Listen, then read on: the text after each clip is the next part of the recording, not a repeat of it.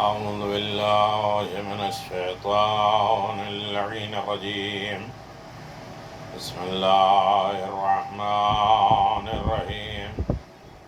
الحمد لله رب العالمين، والصلاة والسلام على النبي الكريم وعلى آله الطيبين الطاهرين المعصومين المنتجبين، ولعنة الله على أعدائهم من الآن إلى قيام يوم الدين، آمين يا رب العالمين. أما بعد، بسم الله الرحمن الرحيم. الشعبان شهری، شعبان المعظم میرا مہینہ ہے، پیغمبر اسلام سے متعلق یہ مہینہ ہے۔ صلوات، درود، استغفار، مناجات، تسبیح، دعا، ان تمام چیزوں کے متعلق یہ مہینہ عظیم ترین مہینہ ہے۔ اس میں آپ حضرات دعاؤں، نماز، روزہ، اچھائیاں، کار خیر، نیکیاں، ان تمام معاملات میں گامزن ہیں، اور یقیناً اچھائیاں ہو ہی رہی ہے تو اچھائی دکھ رہی ہے۔ اچھے لوگ بھی باقی ہیں، اچھائیاں بھی باقی ہیں۔ بس یہ مسئلہ ہی ہے کہ ہمیں ایسے پرآشو ماحول میں اپنے اعمال کی، اپنے برادر مومن کی، اپنے رشتہ دار قرابت داروں کی زیادہ حفاظت کرنا ہے، خیال رکھنا ہے، اپنی بھی، صحت کی بھی، اعمال کی بھی۔ جس طرح ہم زیادہ تر اپنے صحت اور جسم کے اعمال کی طرف زیادہ متوجہ ہیں اور اس کی حفاظت کرتے ہیں اپنے جسم کی، اسی طرح روح کو بھی ہمیں محفوظ کرنا ہے اور اپنے اعمال کو بھی محفوظ رکھنا ہے۔ بسا اوقات ہوتا ہے کہ اچھے اعمال کرنے کے بعد اسے ہم تھالی میں سجا کر دوسرے کو غیبت کے ذریعے، بہتان کے ذریعے، الزامات کے ذریعے ہم جو ہے اسے دے دیتے ہیں، تو وہ بزنس اچھا نہیں ہے۔ جو انسان خود محنت کرے اور دوسروں کو اپنی اچھائی دے دے، اور اس سے بڑا بیوقوف کوئی نہیں ہے کہ دوسروں کی برائیاں اپنے نامہ اعمال میں لکھوا دے۔ عزیزان محترم، نماز کے سلسلے میں بالکل مختصر گفتگو ہوتی ہے۔ شب 25 شعبان المعظم، رمضان بالکل قریب ہے۔ ہم اپنے آپ کو تیار کر چکے ہیں ماہ رمضان میں داخل ہونے کے لیے۔ 25 شعبان کی رات میں 10 رکعت نماز ہے، 2 کر کے ہم پڑھیں گے، یعنی 5 مرتبہ 2 رکعت نماز پڑھیں گے۔ ہر رکعت میں الحمد کے بعد 1 مرتبہ سورہ الہاکم التکاثر، سورہ الہاکم التکاثر، یعنی ہر رکعت میں الحمد کے بعد 1 مرتبہ۔ یہ سورہ مکی ہے۔ سورہ تکاثر، سورہ کوثر کے بعد یہ سورہ نازل ہوا ہے، اور اس کی آیت بسم اللہ کے ساتھ ملا کے 9 آیتیں ہیں۔ حدیث میں ہے کہ جو شخص سوتے وقت اس سورہ کو پڑھے عذاب قبر سے محفوظ رہے گا۔ امام جعفر صادق علیہ السلام نے فرمایا جو شخص اس سورہ کو واجب نماز میں پڑھے گا اس کو 100 شہید کا ثواب ملے گا، اور اس کی ابتدا میں، یعنی وہ خود پیش نماز ہوگا، اس کے پیچھے فرشتوں کی 40 صفیں نماز پڑھیں گی، یعنی اتنا معتبر، اتنا عالی ہو جائے گا کہ 40 صفیں فرشتوں کی اس کے پیچھے نماز پڑھیں گی۔ اگر یہ نافلے میں، مستحب نمازوں میں یہ سورہ پڑھا جائے تو 50 شہیدوں کا اجر و ثواب رکھتا ہے۔ حدیث پیغمبر اسلام میں ہے کہ جو شخص اس سورہ کی تلاوت کرے اسے دنیاوی نعمتوں کا حساب نہیں لیا جائے گا، دنیا میں جتنی طریقے کی نعمتیں ہیں اس کا حساب نہیں لیا جائے گا۔ اور یقیناً ہر انسان جب کار خیر کرنا چاہتا ہے، نیکیاں کرنا چاہتا ہے، تو یہ سوچتا ہے کہ ہم کیسے حساب دیں گے، اور دوسرے اچھے سمجھانے والے کہتے ہیں یہ اسراف ہے، جبکہ امام حسن مجتبیٰ نے پہلے کہا تھا لا خیر فی الاسراف۔ اس نے جب کہا تھا تو امام نے فرمایا لا اسراف فی الخیر۔ میرے شام نے کہا تھا کہ اسراف میں کوئی خیر نہیں ہے، امام نے اس جملے کو بدلا، کہا صحیح یہ ہے کہ خیر میں کوئی اسراف نہیں۔ جتنی اچھائیاں کرتے جاؤ، نیکیاں کرتے جاؤ۔ آپ کہتے ہیں مجلس میں اتنا نہ خرچ کرو، نظر نیاز میں اتنا خرچ نہ کرو، یہ اچھائیوں میں خرچ نہ کرو، نہیں نیکی ہے، جتنا چاہے خرچ کرو، یہ اسراف نہیں ہے۔ تفصیل کا بالکل وقت نہیں ہے، نعمتوں کا حساب نہیں ہوگا۔ اور اگر انسان نماز عصر کے وقت پڑھے گا تو دوسرے دن کے غروب تک، سورج جب تک ڈھل نہ جائے، غروب نہ ہو جائے، وہ اللہ کے امان میں رہتا ہے۔ اللہ اگر امان میں دے تو ہر طریقے مشکل سے محفوظ رہتا ہے۔ اعوذ باللہ من الشیطان الرجیم، پروردگار تجھ سے ہم شیطان رجیم کی پناہ چاہتے ہیں۔ اللہ کی پناہ میں آ جائیں گے تو ہر شر، ہر مصیبت سے نجات مل جائے گی۔ اور اس کی تلاوت کرنے والے کو آسمانی مخلوق اللہ کا شکر ادا کرنے والی کہتی ہے، یعنی آسمان کے فرشتے کہتے ہیں یہ اللہ کا کتنا شکر گزار بندہ ہے جو الہاکم التکاثر پڑھ رہا ہے۔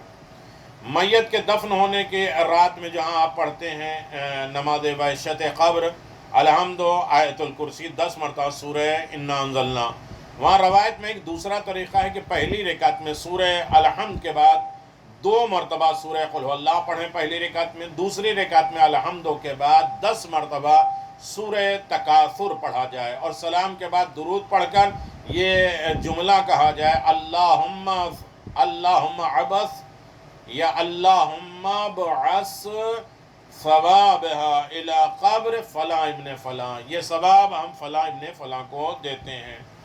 فلاں کی جگہ میں میت کا نام لے لیجئے۔ البلاد الامین میں تیسرا ہے طریقہ، یعنی نماز وحشت قبر جو ایک طریقے کی روٹین میں ہم چلے آ رہے ہیں، الحمد کے بعد آیت الکرسی اور 10 مرتبہ سورہ انا انزلنا۔ تیسرا طریقہ یہ ہے کہ پہلی رکعت میں سورہ الحمد کے بعد آیت الکرسی اور سورہ قل هو اللہ پڑھیں گے، دوسری رکعت میں الحمد کے بعد سورہ تکاثر 10 مرتبہ پڑھیں گے۔ الہاکم التکاثر حتی زرتم المقابر، تمہیں کیا ہو گیا، کس بات پہ فخر کر رہے ہو، مفاخرہ کس بات کی کر رہے ہو؟ ذات پہ کبھی بھی فخر نہیں کر سکتے، نسبت پہ فخر۔ لوگوں کی محبت حاصل کرنے کے لیے ہر روز 21 مرتبہ اس سورہ کو پڑھو گے تو لوگوں کی نگاہوں میں محبوب ہو جاؤ گے۔ اور یہ سورہ یہ ہے بسم اللہ الرحمن الرحیم، الہاکم التکاثر حتی زرتم المقابر کلا سوف تعلمون ثم کلا سوف تعلمون کلا لو تعلمون علم الیقین لترون الجحیم ثم لترونها عین الیقین ثم لتسألن یومئذ عن النعیم۔ اللہ کے نام سے شروع کرتے ہیں جو رحمان الرحیم ہے۔ تمہیں کثرت پہ فخر کرنے نے غافل کر دیا، ہمارے پاس مال ہے، طاقت ہے، ہنر ہے، ہوشیاری ہے، انہی تمام چیزوں پہ ہمیں فخر و مباحات ہوتا ہے جس سے ہم غافل ہو گئے، یہاں تک کہ قبرستان پہنچ گئے، قبروں کی زیارت کر لے۔ آگاہ ہو جاؤ کہ بہت جلدی عنقریب جان لوگے، اور پھر آگاہ ہو جاؤ بہت عنقریب تم جان لوگے، سمجھ میں آ جائے گا۔ اور پھر کہتے ہیں اللہ آگاہ ہو جاؤ، کاش تم حقیقت کو علم یقین سے جانتے تو فخر نہ کرتے۔ ہم اپنی حقیقت اگر سمجھتے ہماری ابتدا کیا ہے، ہماری انتہا کیا ہے، ایک لمحے میں ہمارا جو ہے وہ آنکھ خراب ہے تو چشمہ لگانا پڑتا ہے، دانت خراب ہے دوسرا لگانا پڑتا ہے، ریپیئرنگ ہونے لگتی ہے، گھٹنا کام کرنے لگتا ہے نہیں کرتا ہے، دل کام نہیں کرتا ہے، شوگر آ جاتی ہے، یہ بیماریاں پھیل جاتی ہیں۔ کس بات پہ تم فخر کر رہے ہو، کس بات پہ تم تفاخر کر رہے ہو؟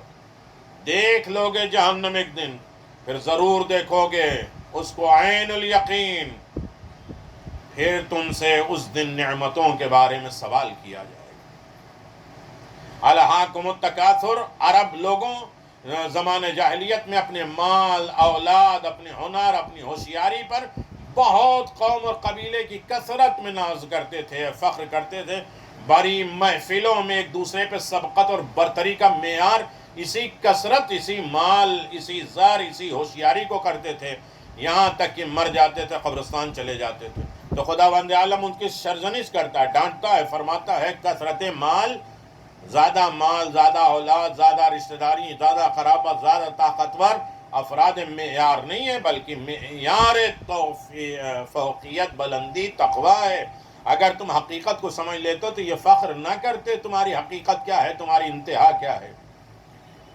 جب موت کے ساتھ ہم آغوش میں ہو جاتے ہیں، قبر میں دفن ہو جاتے ہیں، اس وقت تمہارا فخر و مباحات کہاں چلا جائے گا؟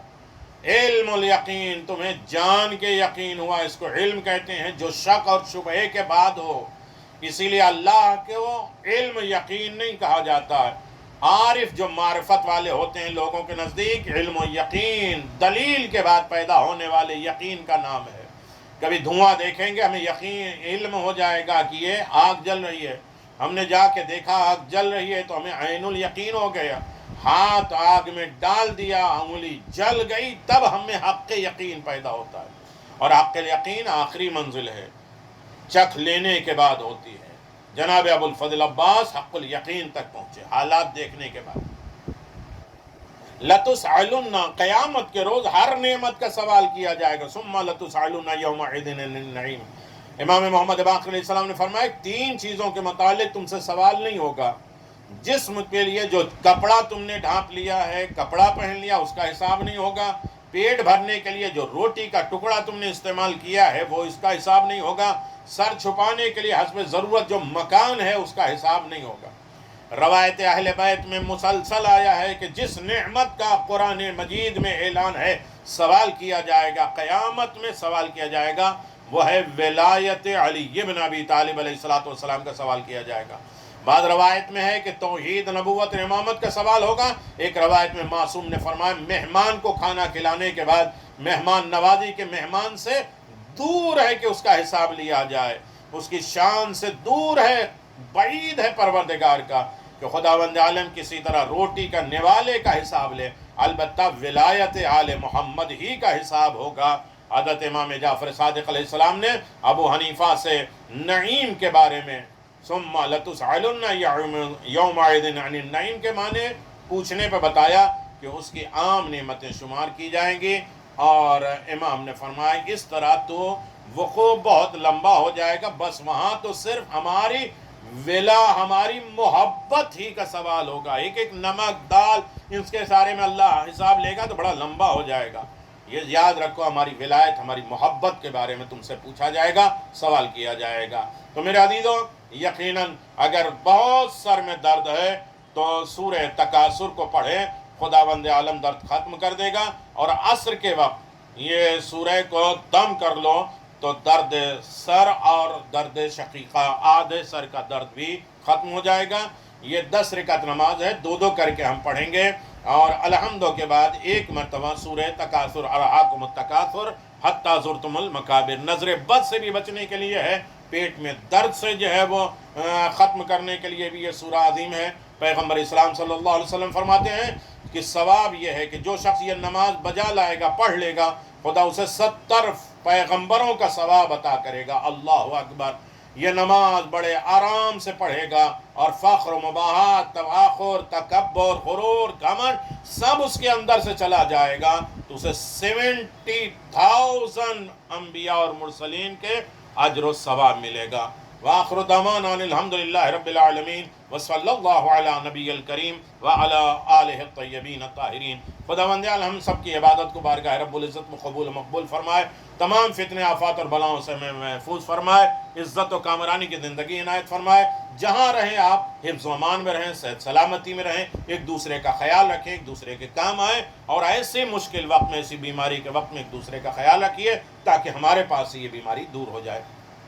ہم کسی کا خیال کریں گے تو ہمارا کوئی بھی خیال کرے گا، اور ہمیں ضرورت ہے اللہ کی، امام کی، رسول کی کہ وہ ہمارا خیال کرے، اس سے پہلے کہ ہمیں اپنے سے نیچے والوں کا بھی خیال کرنا پڑے گا۔ اسے صدقہ جاریہ سمجھ کر لوگوں تک پہنچائیے، اور پیغام سمجھ کر اسے نشر و اشاعت کیجیے، یقیناً اجر و ثواب میں آپ بھی شریک ہیں۔ والسلام علیکم ورحمۃ اللہ وبرکاتہ۔